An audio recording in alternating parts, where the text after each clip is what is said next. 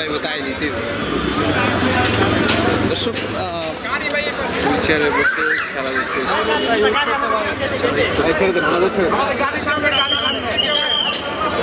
একটি বিসিবি ফিতে যারা আছে জুলাই গণঅভ্যুত্থানে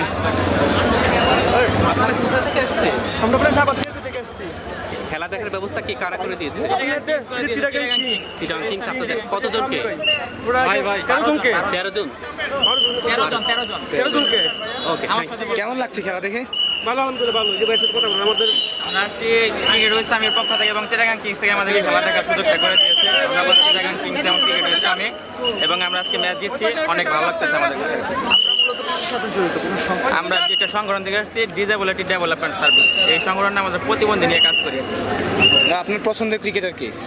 পছন্দের ক্রিকেটার পারভেজ হোসেন ইমন চিটাগাং কিংসে আছে, শামীম পাটোয়ারি আছে চিটাগাং কিংসে। জি চিটাগাং কিন্তু সাকিব আল হাসান ছিল, সাকিবকে মিস করছেন? জি অবশ্যই মিস করছি। ওকে ভাই, ধন্যবাদ ভাই, ধন্যবাদ।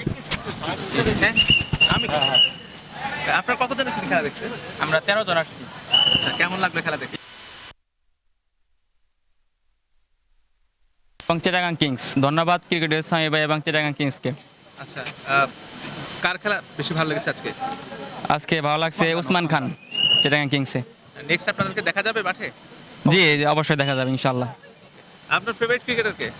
ওসমান খান, চিটাগাং ভাইকিংসের। আগে থেকে প্রিয় নাকি আজকে প্রিয় হয়েছে?